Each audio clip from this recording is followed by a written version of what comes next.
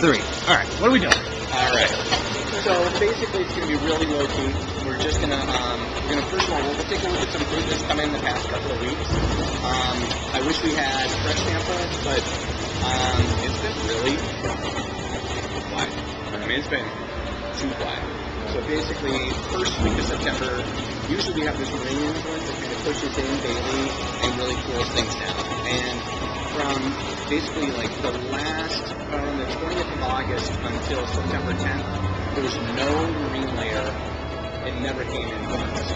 And so basically, a lot of fruit that usually ripens a lot later in the year, ripened early this year. So the whole industry was kind of caught a little, not really unprepared, but it was just the usual flow of harvest, if there is such a thing, was kind of off this year. Now the reason why it was, I think, exacerbated was yields are extremely low this year. Depending on who's going to put a spin on it, and everybody's going to put a spin on it, basically, wherever you were, you lost between 5 and 30%. Okay? I'd push it closer to that 20 to 30% thing, primarily in Napa, Sonoma. Santa Barbara got dinged a little bit less. And here's why. Number one, no rain for the last 2 years, or during the growing season, no rain. So what that's going to do is, number one, if the fruit reaches maturity, really small berries, much more dense flavors, complexity, these are going to be concentrated wines. So, number one, we're going to have small yields just because of the low rain, so the grapes are going to be lighter, they're going to be smaller. Then, the last Saturday in April, and the first Monday in May, it wasn't even frost. Hi, how are you doing? Doing very, very well. So here, have a seat.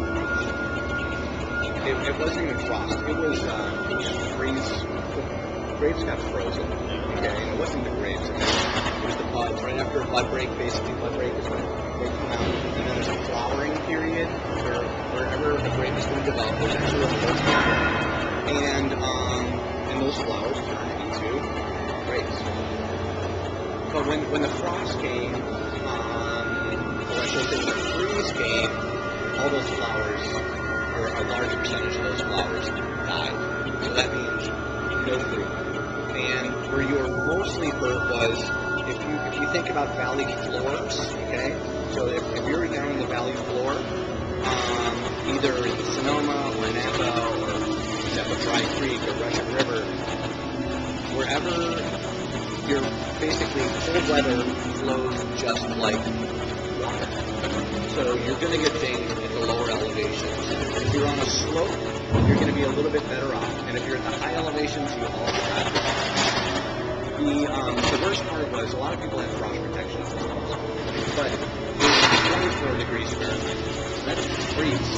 So if you have frost protection, you're still going to freeze. For example, Joseph Phelps, a pretty big producer, he has a whole Sonoma line that he does. And Chardonnay crop in the Freestone area, which is not an AVA yet, but it's going to be. It's where all the cool kids are playing in Sonoma. 100% loss of a Chard crop out there. Preston, which is a fun kind of local thing out in Sonoma, in Dry Creek area, 100% loss of his South lawn. And other people, no problems at all. So it's just kind of where you were, and just that 1 to 2 degree temperatures would cause huge damage. And literally it was like, there was a lot of times, I think this year, a lot of people used their frost protection systems between 16 and 18 times, which is a lot. But those 2 nights, last Saturday in April and the first Monday in May, bad. And that affects the fruit, but not the vine. So it affects the possibility of growing fruit. So the fruit wasn't really developed yet. So the funny thing is, it's kind of a counterintuitive system of frost protection, because what you actually do is you spray water, and you actually freeze it quickly, and it forms like a little icicle around the bud, and or the shoot, and protects it from receiving damage. It's kind of this counterintuitive system where you freeze it to prevent it from freezing, because it insulates. It provides a little layer of insulation, absolutely.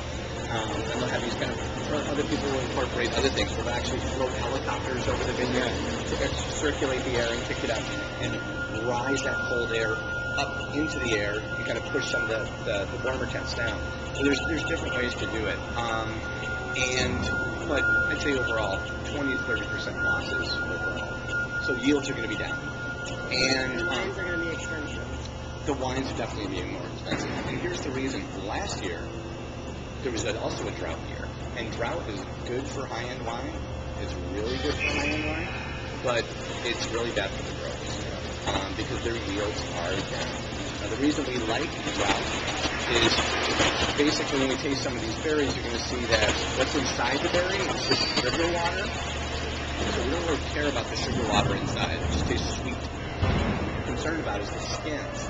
So if you fill up with water, basically the berries clump up. And so your skin, which is important, the pulp ratio gets smaller. But if it's drought-like, the berries are smaller, you have more skin to that pulp. So since they got dinged last year, they got dinged this year. 2009, the growers are really going to pass on their woes to wineries. Wineries will pass on the woes to the consumer. It's time to hedge. Yeah, right, exactly. So why don't we just do a little quick introduction and we'll come back. All right, Okay. So just let everyone know who we are. I'm Joan, and we're making our first meeting this year. And Joe, what are you making? Red Mountain Cab and an Abbey Cab. Okay, so Red Mountain up in Washington State. Two vineyards we primarily source from up there. Clifton Vineyard in Iona. Full state of free